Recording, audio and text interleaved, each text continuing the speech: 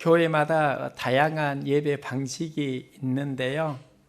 전통 예배, 열린 예배, 그리고 또 제3의 예배를 찾으려는 어떤 교수의 수고도 자료에서 보았습니다. 보편적으로 우리는 찬양하고 기도하고 또 설교 말씀을 듣습니다. 설교 말씀을 듣기 전에 기도를 하는데요. 두 가지 기도를 하는 것 같습니다. 하나는 말씀을 전하는 설교자를 위한 기도입니다. 이것을 씨앗 기도라고 하고 싶습니다.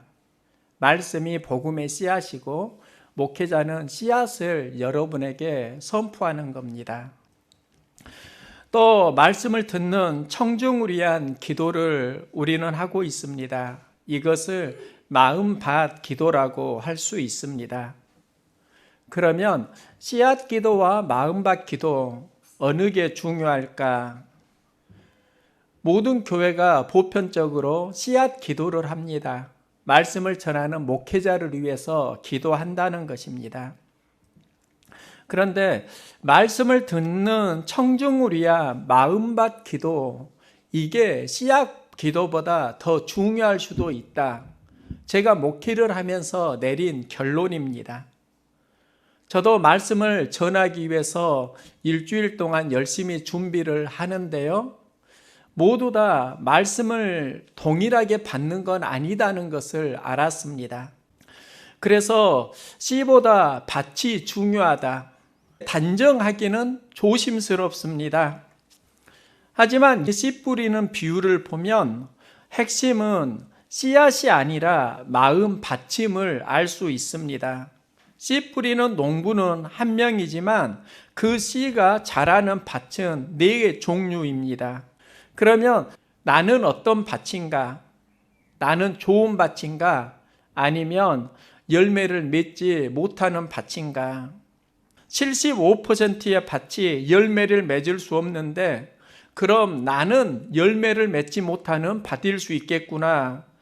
예수님의 말씀의 핵심은 좋은 밭도 기경을 해서 좋아졌다는 겁니다.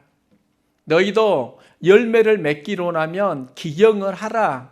그런데 문제는 기경을 하려고 하면 어떻게 기경할 것인가? 예수님은 4종류의 밭을 말씀하는데요. 길가의 밭, 돌밭, 가시덤불밭, 좋은 밭. 이 밭은 한마디로 말하면 우리의 마음이라고 할 수 있습니다. 그러면 길밭 마음은 무엇을 말하는 것일까? 씨앗을 뿌렸는데요. 덜어는 길가에 떨어짐에 새들이 와서 먹어버렸다. 길가는 무엇이고 새는 무엇일까요? 본문을 보면 그 답이 나옵니다.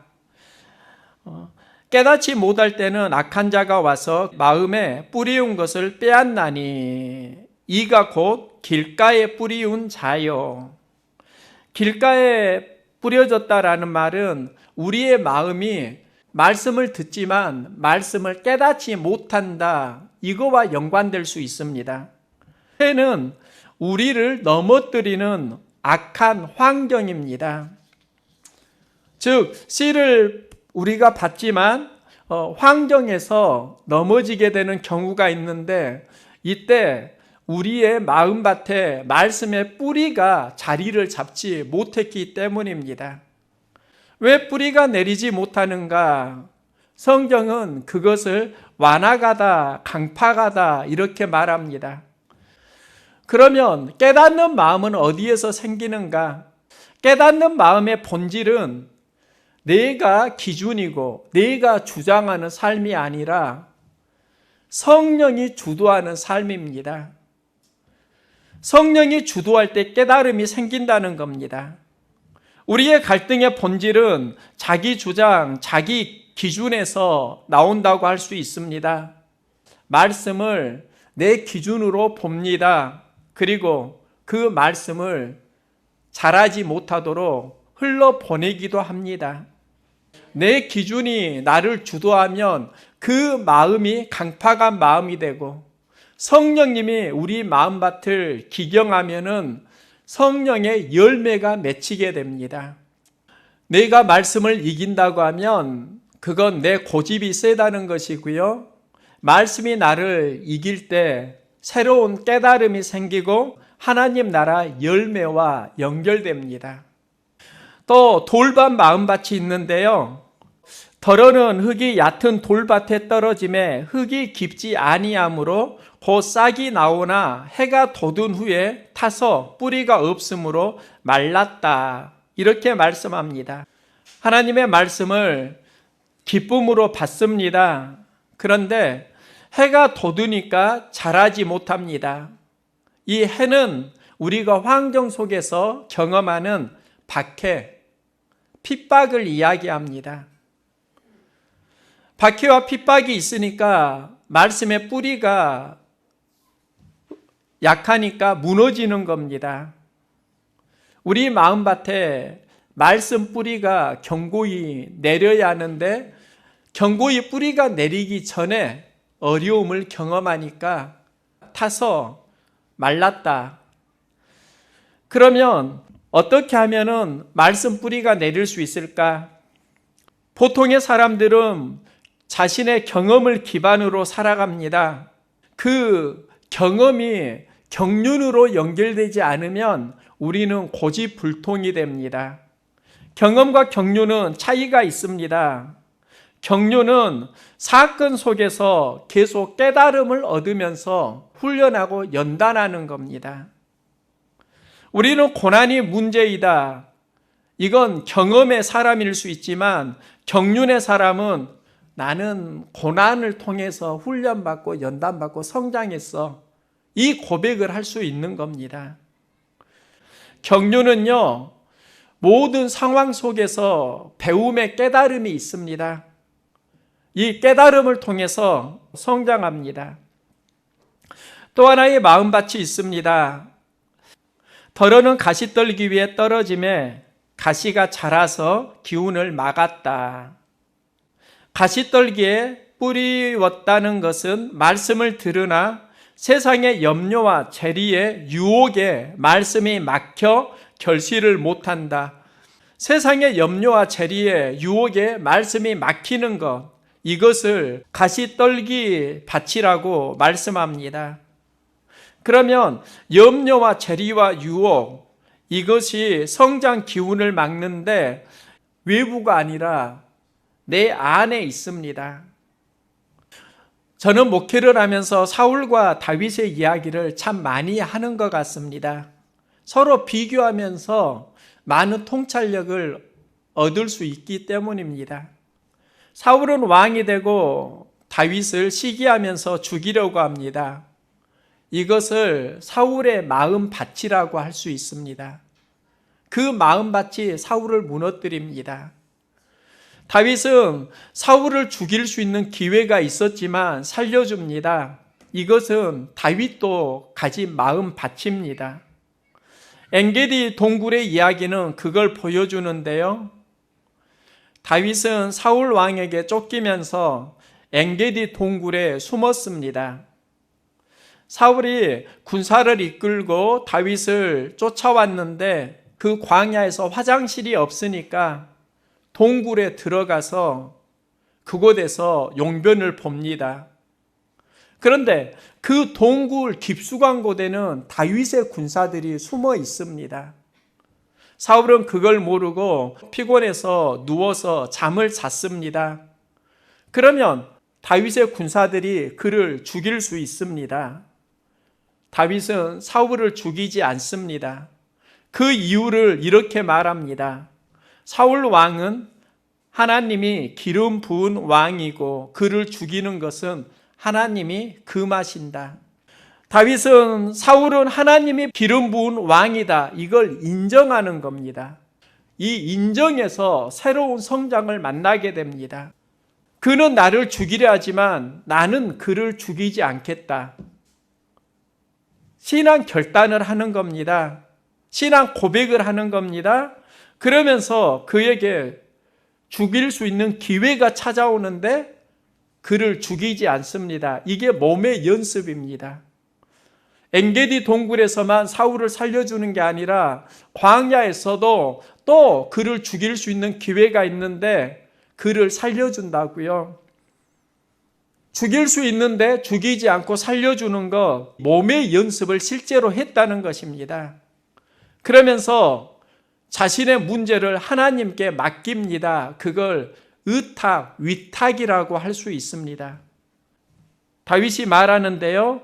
다윗이 또 이르되 여호와께서 살아 계심을 두고 맹세하노니 여호와께서 그를 치시리니. 그를 따르는 동료들이 하나님이 사울을 우리 손에 붙여주셨다? 죽이자라고 하니까 그를 죽이는 것을 금하면서 사울의 문제를 하나님께 맡기자. 그러면 하나님이 그 문제를 다루실 것이다. 이 고백을 다윗이 하고 있습니다. 다윗은 사울에게 두려움을 느낍니다. 왕이 죽이려고 하니까 다윗이 두렵습니다. 그 두려움을 하나님께 드립니다. 이게 위탁입니다. 다윗 안에 염려가 있습니다. 그 염려를 하나님께 드립니다. 이게 위탁입니다. 이 위탁의 의미가 히브리어로 갈랄인데요. 낙타와 말뚝을 의미하는 단어가 결합되어 있습니다. 낙타가 주인과 함께 먼 길을 갑니다. 오아시스를 만납니다. 이때 주인이 말뚝을 매는데요. 낙타는 주인이 어디에 말뚝을 매든 관여하지 않습니다. 주인이 말뚝을 매는 그곳에서 그는 머무른다는 겁니다. 다윗은 여호와는 나의 목자라고 고백합니다. 내가 사망의 음침한 골짜기를 다닐지라도 해를 두려워하지 않는다. 두려워하지 않는다. 이게 바로 하나님 앞에 모든 것을 맡기는 의탁, 위탁의 의미가 있습니다. 다윗은 고백합니다. 내 길을 여호와께 맡기라. 그리하면 그가 이루신다. 그러면 우리는 어떻게 하나님께 온전히 맡길 수 있을까요? 내 길을 여호와께 맡기라. 그를 의지하면 그가 이루신다 하면서요. 그 뒤에 여호와 앞에 잠잠하고 참고 기다리라. 하나님께 맡긴다라는 건 잠잠하고 참고 기다리는 겁니다. 내가 서두르지 않는 겁니다. 그리고 그 뒤에 불평하지 말지어다입니다. 의탁하면 언어가 불평하지 않습니다. 우리가 진짜 드려야 하는 것은요, 염려하고 두려워하고 그 마음이더라고요.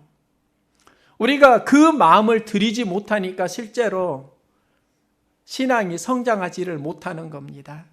그러면 좋은 밭은 한마디로 무엇을 말하는가?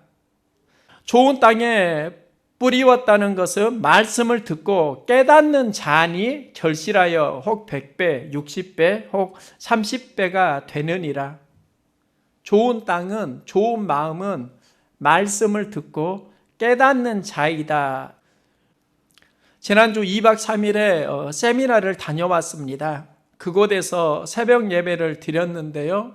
그 새벽 예배 때 제가 했던 기도가 있습니다. 하나님의 어루만짐을 느끼게 되었는데요. 내 안에 있는 두려움을 드립니다. 내 안에 있는 수치심을 드립니다. 이 기도를 하면서 많이 울었습니다. 내 안에 있는 사역에 대한 부담감, 두려움을 하나님 앞에 드립니다. 그리고 내 안에 수치심을 드립니다. 이 기도가 나에게 매우 중요한 기도였습니다. 우리는 예수 그리스도를 복음이라고 이야기를 합니다. 그런데 제가 깨달은 건 복음은 하나가 아니라는 겁니다. 저는 복음을 예수 그리스도에게만 집중했는데요. 예수 그리스도가 구원자, 유일하신 구원자인 건 분명하지만 복음은 훨씬 더 포괄적입니다. 저에게 여러분이 복음입니다. 아내가 복음입니다. 이 생각을 가지면서 그동안 내가 풀지 못했던 많은 퍼즐들을 하나하나 맞출 수 있었습니다. 우리는 복음을 기쁜 소식으로 이해하는데요. 좀 더 자세히 보면 그 기쁜 소식을 어떻게 이해하는가? 지금 당장 기쁜 소식으로 이해합니다. 복음은 그게 아닙니다. 당장은 고난일 수도 있습니다. 그리스도인에게 교회가 복음입니다. 그러면 교회가 나에게 아픔을 준다고 하면 교회는 나에게 복음이 아닌 것입니까? 교회 안에도 사람이 살아가는 환경에도 항상 아픔이 동반한다는 겁니다. 부부관계가 복음입니다. 아내가 남편에게 복음이고 남편이 아내에게 복음입니다. 그런데 삶의 현장에서 갈등이 일어난다고 하면 그건 복음이 아닌 겁니까? 복음에는 갈등이 포함되어 있다는 겁니다. 그 복음이 마음 밭에 따라서 자라기도 하고 막히기도 한다. 복음의 문제가 아니라 복음을 복음되게 하는 마음 밭이 훨씬 본질적으로 중요한 것이다. 이걸 깨달았습니다. 우리는 마음 밭을 기경해야 합니다. 인생의 모든 갈등은 마음 밭과 연결됩니다. 우리는 바라는 마음 밭이 있습니다. 대부분의 사람이 가지는 1차적인 마음입니다. 저는 바라는 마음밭 속에서 목사로 돕는 마음밭을 찾았습니다. 돕는 배필로 하나님이 가정에 부부를 만나게 하셨고 성령님도 우리를 돕는 자입니다. 그래서 돕는 자 마음이 있어야 한다. 그런데 문제는 돕는 자 마음이 있어야 된다. 여기에서 답을 찾으려고 하니까 나에게 바라는 게 있으면 왜 바라기만 하지? 돕는 자 마음이 성경적인데 이 기준을 적용하면서 또 마음에 서운함이 있는 겁니다. 그러면 무엇이 문제일까? 저는 이것을 해결하기 위해서 고민하다가 제가 한 가지 깨달은 게 수치심과 관련된다는 것을 발견했습니다. 예전에 더 리더 책 읽어주는 남자 이걸 영화로 본 적이 있습니다. 인간 심리를 이해하려고 하면 봐야 되는 영화라고 해서 궁금했습니다. 19금이어서 다소 망설이다가 다운받아 보았는데요. 여기서 주인공 한나가 등장합니다. 그녀는 어느 날 길에서 토하고 있는 15세 소녀 마이클을 도와주고 둘은 연인 관계가 됩니다. 한나는 30대 중반이고 마이클은 15세 소년입니다. 한나는 글을 읽지 못한다는 것을 밝히지 않고 마이클에게 책을 읽어달라고 부탁합니다. 그러면서 마이클은 책을 읽어주는 남자가 되고 이제 한나는 그걸 들으면서 많은 희열을 느끼게 됩니다. 그러다가 둘이 헤어지게 되고 8년 후에 그들이 만난 곳은 법정입니다. 마이클은 법대생이 되었고요. 한나는 피고인입니다. 죄수로 그 법정에 섰습니다. 그런데 그 재판에서 한나는 나는 글을 읽지도 쓰지도 못한다는 것을 밝히면은 죄가 가벼워지는데 그걸 밝히지 않고 20년 형량을 선고받습니다. 참 답답한 일입니다. 그런데 왜 한나는 그걸 밝히지 않고 20년형을 선고를 받게 되는가? 수치심입니다. 글을 읽고 쓰지 못하는 그것을 밝히는 것이 참 수치스럽다, 창피하다. 그 수치심을 감추기 위해서 20년 감옥살이를 선택하는 겁니다. 여기서 나는 내 자신을 이해하게 되었습니다. 제가 예전에 초등학교 때 가장 힘들었던 경험을 이야기했던 적이 있는데요. 체육 시간에 벌을 받았습니다.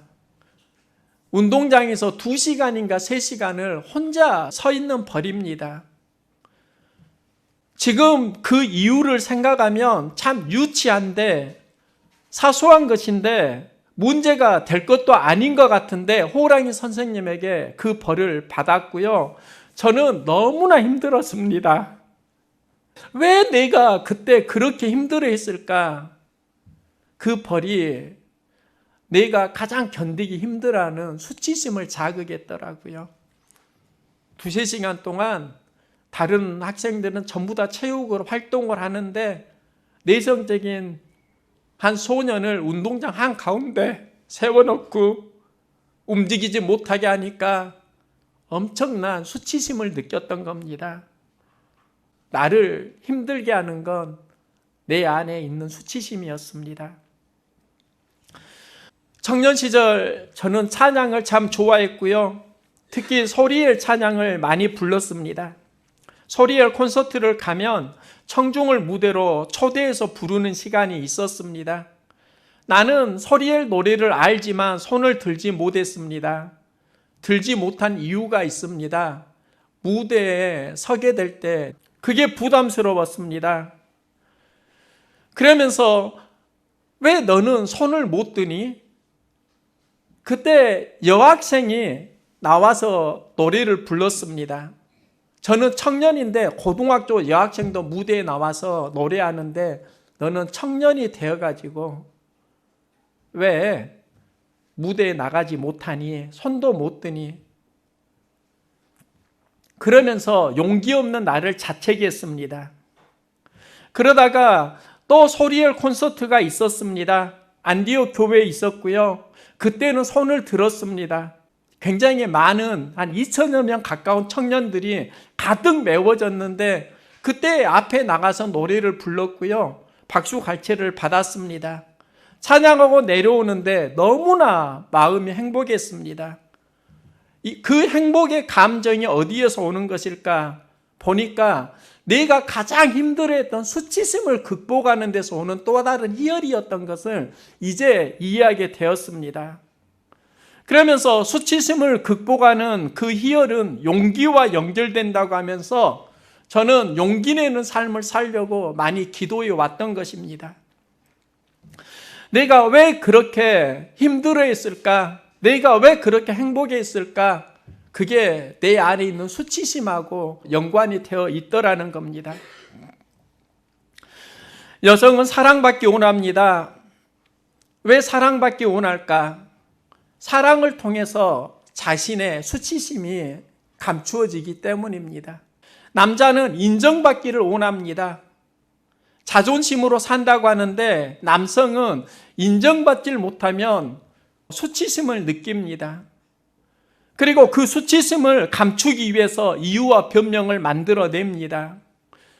우리가 힘들게 한 것은 결국 보면 모두 다 수치심과 연관된다는 것을 깨달았습니다.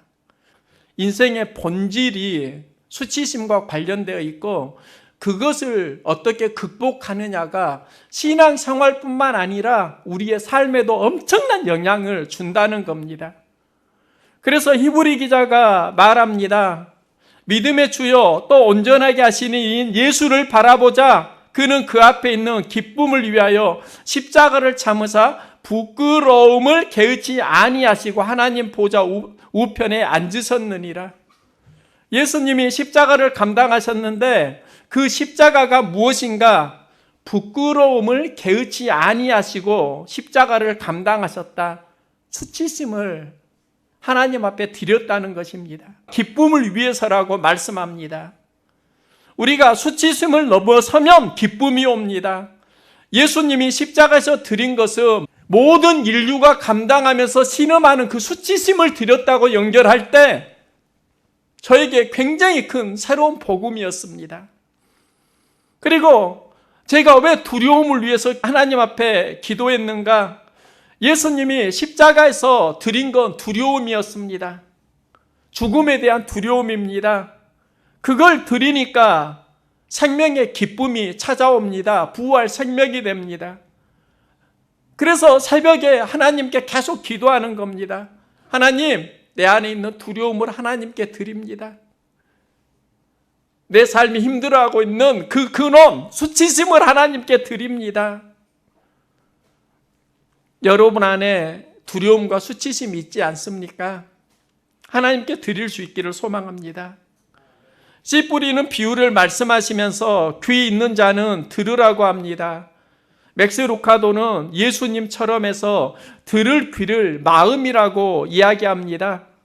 좋은 밭은 하나님의 말씀을 듣는 마음이라고 할 수 있습니다. 예수님이 십자가를 감당할 수 있었던 이유는 하나님의 마음을 들을 수 있는 마음이 있었기 때문입니다. 내 온 대로 마옵시고 아버지의 온 대로 하옵소서.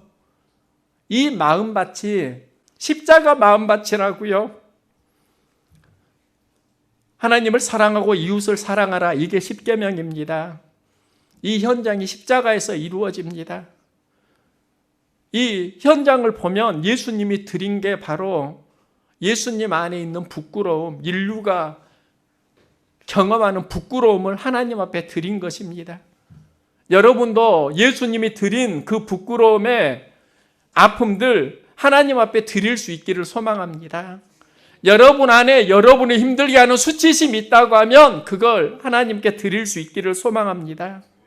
인정받지 못하는 데서 오는 부끄러움, 사랑받지 못하는 데서 오는 수치심, 이게 나를 힘들게 할 수 있다고 하면 이거 하나님께 드려야 한다고요. 그러면서 저는 복음을 이해하게 되었습니다. 여러분이 하나님 보내신 복음입니다. 복음이 복음되게 하려면 씨앗의 문제가 아니라 이제 그 복음을 복음되게 하는 내 마음밭의 문제로 다시 들어가야 합니다. 복음이 복음되는 그 마음밭의 핵심이 무엇일까? 그게 십자가 마음밭이더라고요. 자기가 기준인 내 마음밭이 있습니다. 내 감정이 기준인 내 마음밭이 있습니다. 사랑받지 못하면 힘들어하는 내 마음밭이 있습니다. 염려와 걱정이 지배하는 내 마음밭이 있습니다. 인정받지 못하면 힘들어하는 내 마음밭이 있습니다. 결국은 무엇과 연결되는가? 나를 수치스럽게 하는 겁니다. 그 마음을 하나님 앞에 드릴 수 있기를 소망합니다. 하나님, 내가 드려야 하는 게 무엇인가? 두려움 하나님께 드립니다. 내 안에 있는 수치심 하나님께 드립니다. 예수님 닮아가는 십자가 마음밭으로 기경되기를 원합니다. 복음은 전해졌습니다. 이제 복음을 복음되게 하는 마음밭은 우리의 책임입니다.